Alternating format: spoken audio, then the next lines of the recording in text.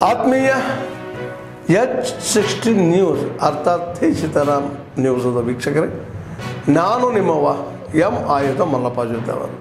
ತಾವು ಈಗ ಸುದ್ದಿಗಳ ಲೋಕಕ್ಕೆ ಎಂಟ್ರಿ ಹೊಡಿತಾ ಇದ್ದೀರಿ.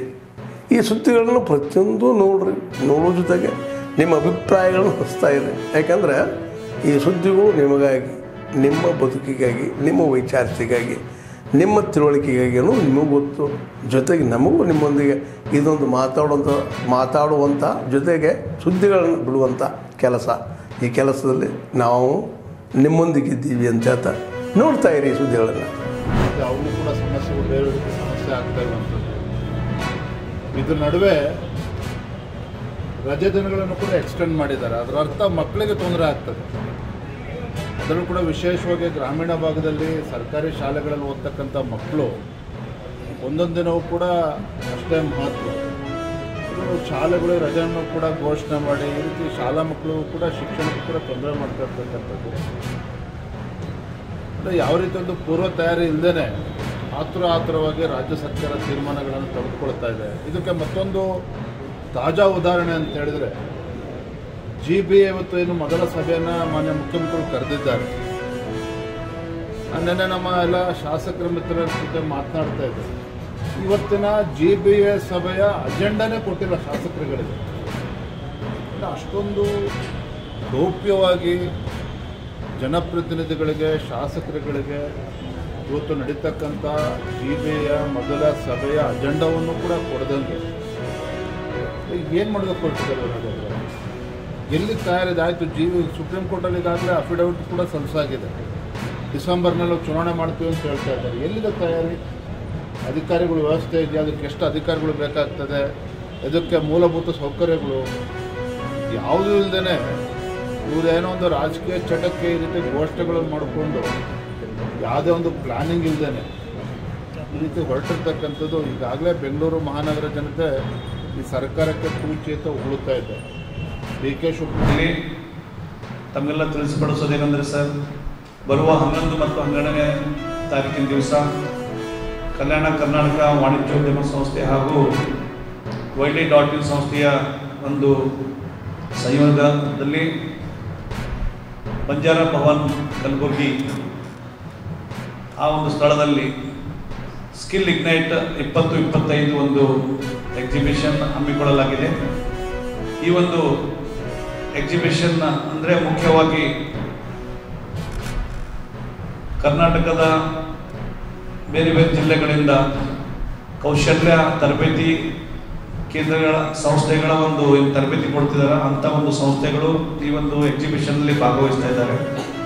ಇದರಲ್ಲಿ ಮುಖ್ಯವಾಗಿ ಹುಬ್ಬಳ್ಳಿಯಿಂದ ದೇಶಪಾಂಡೆ ಫೌಂಡೇಶನ್ ಆಗಿರ್ಬೋದು, ಮತ್ತು ಬೆಂಗಳೂರಿನಿಂದ, ಹೈದರಾಬಾದ್ನಿಂದ ಪೈಲಟ್ ಟ್ರೈನಿಂಗ್ ಆಗಿರ್ಬೋದು, ಸಾಫ್ಟ್ವೇರ್ ಡೆವಲಪಿಂಗ್ ಆಗಿರ್ಬೋದು, ಮತ್ತು ಆ್ಯನಿಮೇಷನ್ ಆಗಿರ್ಬೋದು, ಆಮೇಲೆ ಬೇಕ್ರಿ ಬಿವರೇಜಸ್ ಒಂದು ಹೋಟೆಲ್ ಮ್ಯಾನೇಜ್ಮೆಂಟ್ದವರಾಗಿರ್ಬೋದು, ಈ ಎಲ್ಲ ಒಂದು ತರಬೇತಿ ಕೊಡುವಂಥ ಸಂಸ್ಥೆಗಳು ಇಲ್ಲಿ ನಮ್ಮ ಭಾಗದ ನಿರುದ್ಯೋಗಿ ವಿದ್ಯಾರ್ಥಿಗಳಿಗೆ ಹಾಗೂ ನಿರುದ್ಯೋಗಿಗಳಿಗೆ ಒಂದು ಒಳ್ಳೆಯ ಅವಕಾಶ ಒದಗಿಸಿಕೊಡುವಂಥ ಕಾರ್ಯವನ್ನು ಇವತ್ತಿನ ದಿವಸ ನಾವು ಹಮ್ಮಿಕೊಂಡಿದ್ದೇವೆ.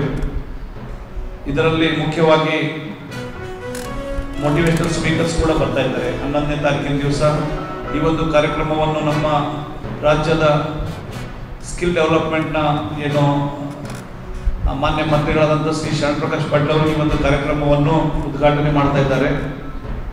ಈ ಒಂದು ಕಾರ್ಯಕ್ರಮದಲ್ಲಿ ಮುಖ್ಯ ಅತಿಥಿಗಳಾಗಿ ನಮ್ಮ ರಾಜ್ಯದ ಮೈಕ್ರೋ ಸ್ಮಾಲ್ ಸ್ಕೇಲ್ ಇಂಡಸ್ಟ್ರೀಸ್ನ ಒಂದು ಮಂತ್ರಿಗಳಾದಂಥ ಶ್ರೀ ಶರಣಬಸಪ್ಪ ದರ್ಶನಪುರ್ ಸರ್ ಮುಖ್ಯ ಅತಿಥಿಗಳಾಗಿ ಆಗಮಿಸ್ತಾ ಇದ್ದಾರೆ.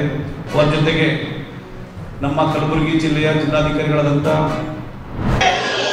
ಅದು ಬಹಳ ದೊಡ್ಡ ಗಲಾಟೆಯಲ್ಲಿ ನಡೆಯುತ್ತೆ. ನಂಬರ್ 1. ನಂಬರ್ 2 ಏನು ಅಂದರೆ, ಆ ಕಿತ್ತಾಟ ಹೆಂಗಿರುತ್ತೆ ಅಂದರೆ, ಸ್ಥಾನ ಪಲ್ಟ ಕೂಡ ಆಗ್ಬಿಡ್ಬೋದೇನೋ, ಪಕ್ಷಪಾತ ಭೇದ ಭಾವಗಳು ಆಗ್ಬೋದೇನೋ ಅನ್ನೋ ಥರ ಇರುತ್ತೆ. ಕೇಂದ್ರದಲ್ಲಿ 75 ವರ್ಷ ತುಂಬಿರ್ತಕ್ಕಂಥ ನರೇಂದ್ರ ಮೋದಿ ಅವರಿಗೆ ತುಂಬ ಹೃದಯದ ಸ್ವಾಗತ. ಅವರಿಗೆ ಆರೋಗ್ಯ ಐಶ್ವರ್ಯ ಕೂಟ ಕಾಪಾಡ್ತಕ್ಕಂಥದ್ದು, ದೇಶದ ಹಿತ ವಚನ ಪರಿಪೂರ್ಣವಾಗಿ ರಕ್ಷಾ ಕವಚವಾಗಿ ಇಟ್ಟಿರ್ತಕ್ಕಂಥ ನರೇಂದ್ರ ಮೋದಿ ನಂತರ ಯಾರಪ್ಪ ಅಂತಕ್ಕಂಥ ಅವಕಾಶ ಕೂಡ ನಡೆದೋಗುತ್ತೆ. ಅಮ್ಮನವರ ಸೂಚನೆ ಪ್ರಕಾರ 2 ಅವಧಿಯಲ್ಲಿ ವಿಶೇಷವಾಗಿ ಮುಗಿದೋಗೋ ಸಮಯದಲ್ಲಿ ಒಂದು ಸನ್ಯಾಸಿ ಬರ್ತಕ್ಕಂಥ ಅವಕಾಶ ಆಗ್ಬೋದು. ರಾಜ್ಯ ಅಲ್ಲ, ದೇಶದ ಒಂದು ಚುಕ್ಕಾಣಿ ಹಿಡಿಯೋಕ್ಕೆ ಸನ್ಯಾಸಿ ಬರ್ಬೋದು ಅಂತ ಹೇಳುತ್ತೆ. ಇದೇ ಥರ ಬ್ರಹ್ಮಚಾರಿ ಬರ್ತಾರೆ ಅಂತಕ್ಕಂಥ ಅವಕಾಶ ಸನ್ಯಾಸಿ ಆಗಬೇಕು. ಇಲ್ಲದೇ ಇದ್ದರೆ ಒಂದು ವಿಚಿತ್ರ ಘಟನೆ ನಡೀತಕ್ಕಂಥದ್ರಲ್ಲಿ ಆರೋಗ್ಯ ಪರಿಶೀಲನೆ ಮಾಡ್ತಕ್ಕಂಥ ಅವಕಾಶಗಳು ನಡೆಯುತ್ತೆ. ಇಡೀ ಜಗತ್ತಲ್ಲಿ ಶನಿ ಪ್ರವೇಶವೇನವರು ಅಂತ ವೀರಬ್ರಹ್ಮೇಶ್ವರ ಸ್ವಾಮಿ ಚರಿತ್ರೆ ಪ್ರಕಾರ ಶನಿ ಪ್ರವೇಶವಾದಾಗ ಏನು ರಾಹು ಕುಂಭರಾಶಿಯಿಂದ ಪರಿವರ್ತನೆ ಮಾಡ್ತಾನೆ, ಕೇತು ಸೂರ್ಯನ ಜೊತೆ ಪರಿವರ್ತನೆ ಮಾಡ್ತಾನೆ, ಗುರು ತ್ಯಾಗವನ್ನು ಮಾಡಕ್ಕೆ ಮೊದಲು ಹೋಗ್ತಾನೆ. ಈ ರೀತಿ ಹೋದಾಗ ಗುರು ಕಟಕರಾಶಿಗೆ ಹೋದಾಗ ಕೇಂದ್ರದಿಂದ ಇಡೀ ಕನ್ಯಾಕುಮಾರಿ ಭಾರತ ದೇಶ ಉನ್ನತ ಚುಕ್ಕಾಣಿ ಹಿಡಿಯುತ್ತೆ. ಅದರಲ್ಲಿ ಸಮಯ ಏನು ಅಂದರೆ ಎಲ್ಲರೂ ರಾಜಕೀಯದವ್ರು ಯಾರಿರ್ತಾರೆ ಅವರೆಲ್ಲ ಇದ್ಮೇಲೆ ಹಿಟ್ಲರ್ ರೂಲ್ ತರ್ತಾರೆ ಅಂತ ಹೇಳ್ತಾರೆ. ಭಾಳ ಜನ ಒಂಥರ ಹಿಟ್ಲರ್ ರೂಲ್ ತರ್ತಾರೆ.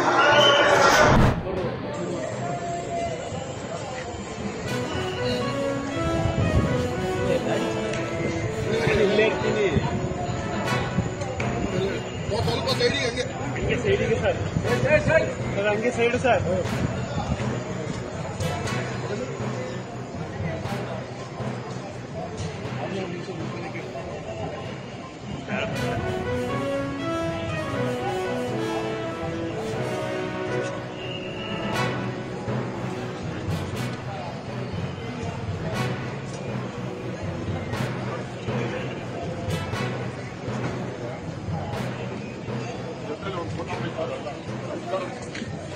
ಸರ್ ಬರಲಿ.